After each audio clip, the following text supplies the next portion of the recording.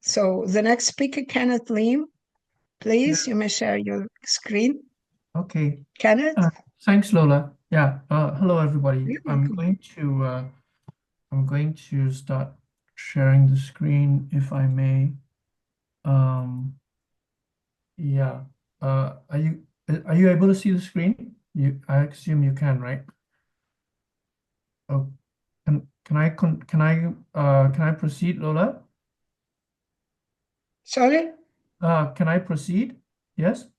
Yes, it's time for Okay. you. Okay, You fine. may start. Yeah. Thank you. So I'll try to get our timing back on track.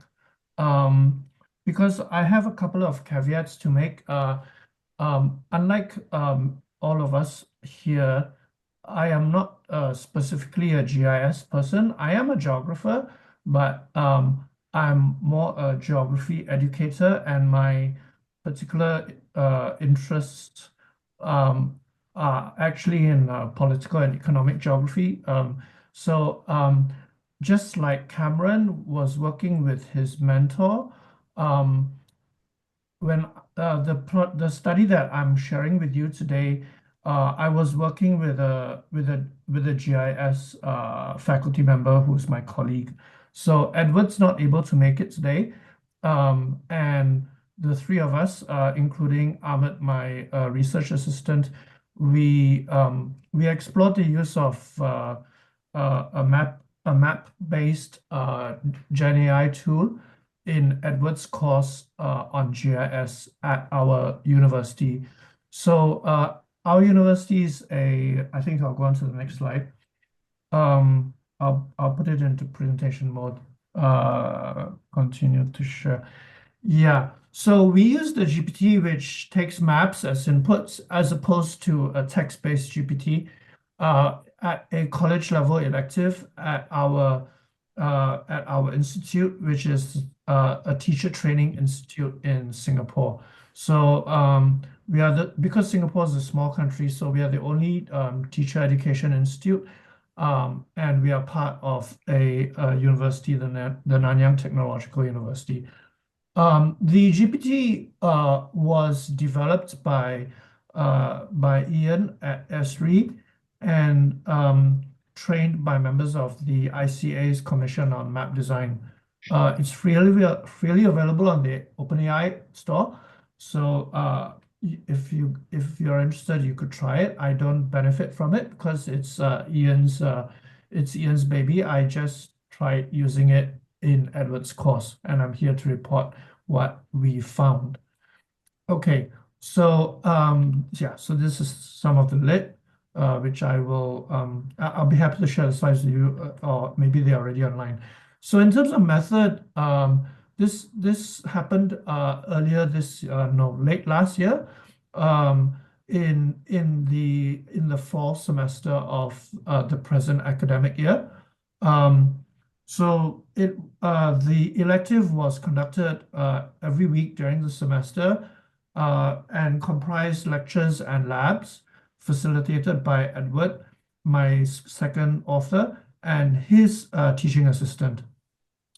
9 undergraduates attended the class, and we interviewed some of them, and we will be sharing some of their perspectives on the use of the Gen AI tool within a GIS-based course.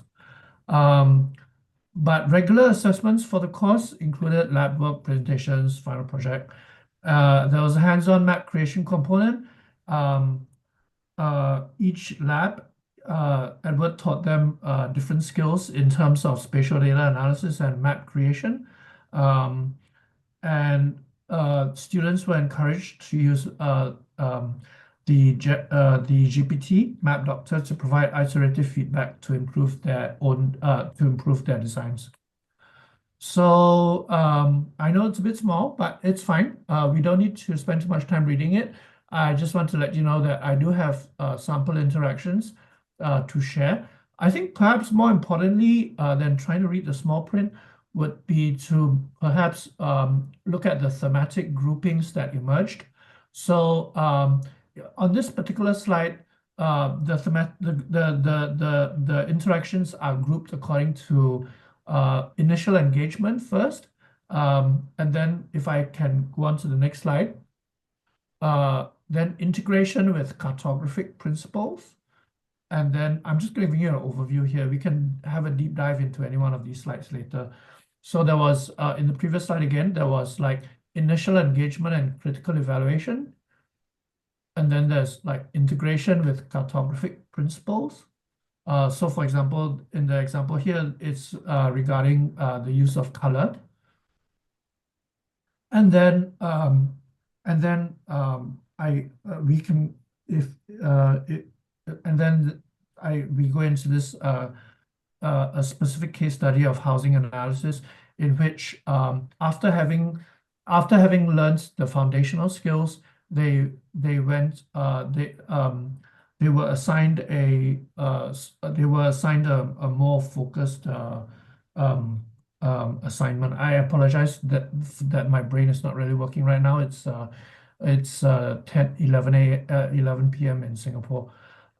So in this housing analysis case, they analyzed the relationships between property prices and proximity to popular schools in Singapore, the independent schools, as opposed to, say, the state funded schools.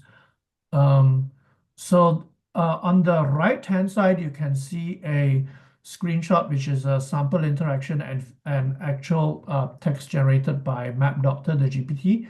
So in this case, the prompt, or the not so much a prompt, but what the student wrote was, I've geocoded the address into a shapefile. How do I go about testing? And then the GPT responds and gives a step-by-step guide. Okay, so that's one possible way of interacting with the GPT. And then again, how can I improve the map to show the relationship? The GPT response, clarify the buffer zones, talk about visual hierarchy, stuff that you guys know much more about than I do. Okay. And this is to show that the GPT can actually take in images, and in this case maps, as input, which at that time last year was a pretty new thing. Yep, okay. Student voice. So here I think, okay, I'll just read the, not so much, maybe I won't read the actual quotations, but I'll read the main points, which are not bulleted. Okay, so the first approach that students took was typically to consult each other, followed by referring to the course materials, then using the AI tools, and finally seeking help from the instructors. So students valued in-person assistance during class time. And this is congruent with the work of Sedo Bauer and his colleagues, which was published in the JCAL last year. Other observations, as proffered by the students who participated, they distinguished between the ChatGPT, which is the general purpose AI, and MapDoctor, which is the cartographically focused AI. ChatGPT proved less helpful in terms of technical GIS queries. But of course, as you might expect, MapDoctor they did find MapDoctor to be more helpful, but it says that proved particularly valuable for beginners learning cartographic design principles. The quotation at the start, what I liked about it was that they actually noticed certain things, even though just now I said it's not detailed, but I think in certain ways it's quite helpful. So for things which it noticed was the wordiness of the map and the use of color and so on and so forth. This again aligns with the work of Barrett and Pack in 2023 regarding how students perceive and respond to the use of Gen AI. This time not in cartography, but in English literature. Okay, yeah. So I think this is my last slide. So our analysis suggests how AI tools can support GIS education in terms of progressive skill development, strategic tool use, iterative learning, and integration of technical and design skills. Yeah, I'm trying to get the whole session back on track in terms of time. So yep, Lola, I would like to stop here. Yep.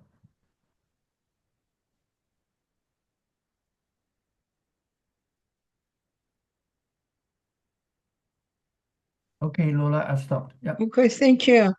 Yep, Please you're welcome. questions.